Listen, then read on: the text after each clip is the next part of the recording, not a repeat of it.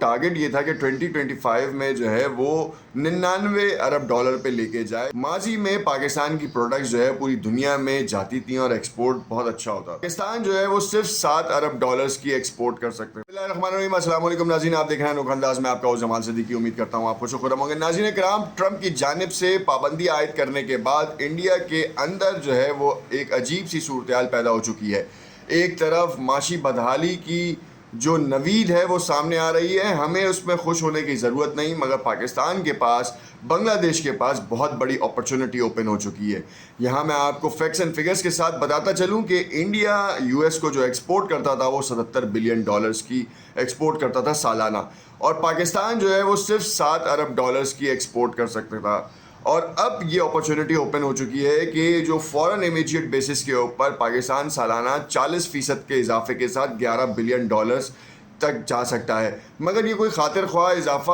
As compare to India's export نہیں ہے، مگر یہاں پر بہت سارے شعبوں میں جو ہے ہمیں اپنا انفراسٹرکچر بہتر کرنے کی ضرورت ہے، جس سے ہم مارکیٹ میں اوور کم کر سکیں۔ ماضی میں پاکستان کی پروڈکٹس جو ہے پوری دنیا میں جاتی تھیں اور ایکسپورٹ بہت اچھا ہوتا تھا، مگر اب دیکھ رہے ہیں کہ جس طریقے کے کچھ معاملات بیچ میں ہوئے، اب ایک بار پھر یہ چانس پاکستان، بنگلہ دیش اور دیگر ملکوں کے پاس آ چکا ہے کہ یو ایس میں اپنی ایکسپورٹس کو بڑھا چکے۔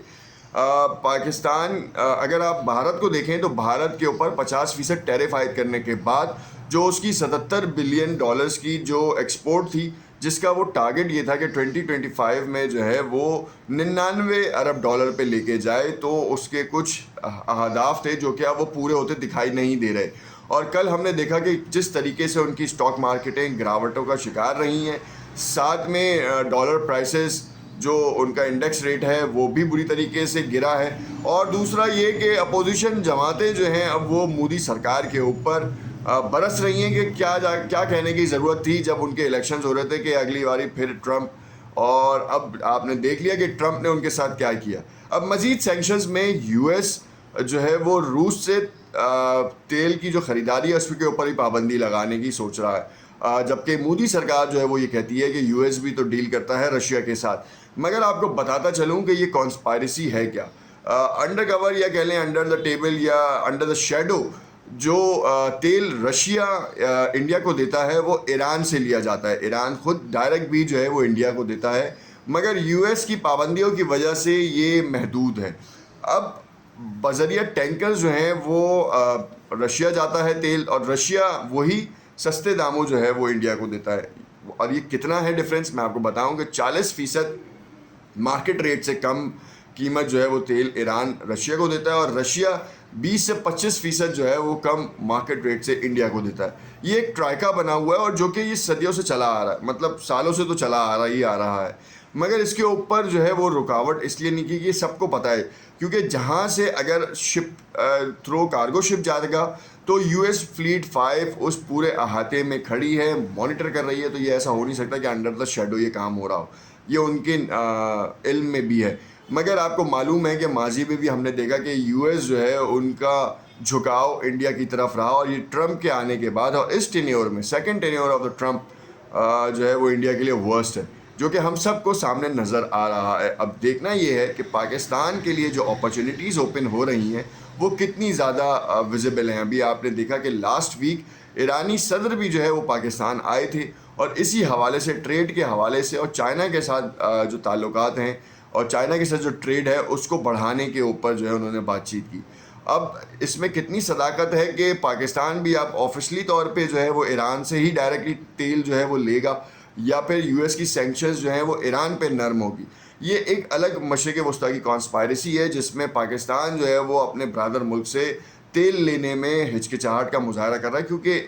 قانون کے مطابق ہم ان سے تیل نہیں لے سکتے۔ مگر دیکھنا یہ ہے کہ اب جو معاملات سامنے آ رہے ہیں اس میں اگر انڈیا روس سے تیل لینا بند نہیں کرتا تو کیا پاکستان جو ہے وہ ایران سے ڈائریکٹلی تیل لے سکتا ہے؟ یہ ایک بڑا سوالیہ نشان ہے، کیونکہ ہم ایسی ویڈیوز بہت ساری دیکھتے رہے ہیں جس میں ہم دیکھتے ہیں کہ چوری چھپے تیل تو ہمارے یہاں آ رہا ہے، اگر ہم اپنے برادر اسلامی ممالک سے جو ہے وہ ڈائریکٹلی اور اوپنلی اگر تیل لیں تو پاکستان کی معیشت کہاں جائے گی؟ اس وقت پاکستان کے ہر شہری کی نظر یو ایس کے اوپر ایکسپورٹس پہ ہے، انفراسٹرکچر کی بحالی کا کام حکومت کا ہے، اس وقت فیلڈ مارشل بھی جو ہیں اب وہ دوبارہ وزٹ کریں گے، اور میں آپ کو بتاتا چلوں کہ لاسٹ وزٹ میں بھی ان تمام ٹریڈز کے اوپر بات چیت ہوئی تھی، اور جس کا اثر جو ہے وہ اب ہمارے سامنے کہ پاکستان اپنا کیس کیسے جیتا ہے، اور ساتھ میں انڈیا آپ دیکھ سکتے ہیں کہ اس وقت شدید ترین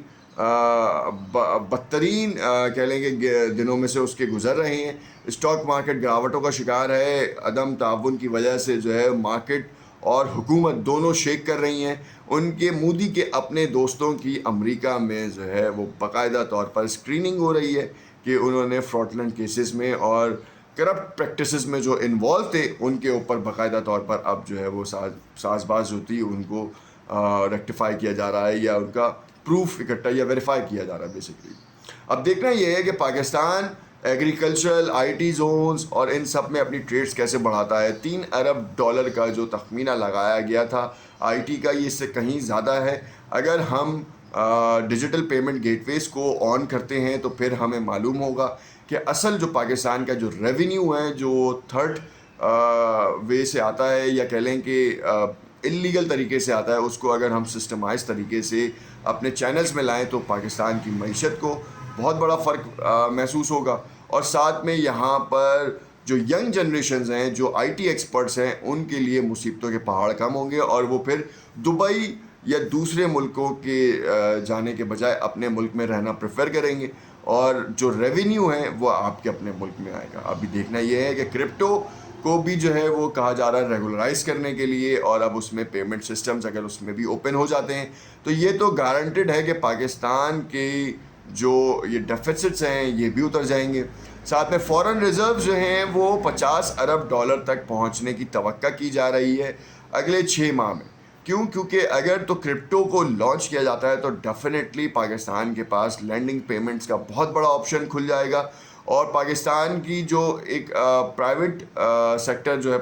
جو جس کو اعتماد نہیں ہے اس کو اعتماد ہوگا، اور پھر وہ پاکستان میں لینڈ بھی کروائیں گے۔ اور بٹ کوائنس کے حوالے سے ہو یا جتنے بھی کرپٹو کرنسیز کے حوالے سے ہو، پھر پاکستان کے دوسرے یوزرز بھی جو ہیں وہ اب اس میں آ جائیں گے، اور ڈیجیٹل پیمنٹس کی وجہ سے ہمارا بینک بیلنس جو ہے وہ بھی انکریز ہوگا، جو کہ فورن ریزرو کی صورت میں ہوتا ہے۔ دیکھنا یہ ہے کہ حکومت اب اس وقت کیا اقدامات کر رہی ہے۔ شہزاد فاطمہ بہت اگریسولی کام کر رہی ہیں، ساتھ میں شہباز شریف نے جو ہے وہ اپنے ٹاسک اسائن کیے ہیں، مگر اس وقت ینگ جنریشن یوتھ کا آگے آنا بہت ضروری ہے، اور وہ اپنے آئیڈیاز شیئر کریں تاکہ اپنے آئیڈیاز کی وجہ سے ملک میں جو ایک افراتفری ہے اس کو ختم کیا جا سکے۔ میں نے آپ کو ایک بار پھر بتاتا چلوں کہ پاکستان کی جو ایکسپورٹ ہے یو ایس کو وہ $7 بلین کی ہے، اور وہ اب مطلب ایک گروتھ اس میں آ سکتی ہے 40% کا، تو جو ہے وہ ریپڈ انسٹنٹ اضافہ ہو سکتا ہے، وہ $11 بلین تک جا سکتی ہے۔ تو یہ ایک بہت اچھا سائن ہے، پاکستان میں ڈالر کی قیمت کم ہوگی،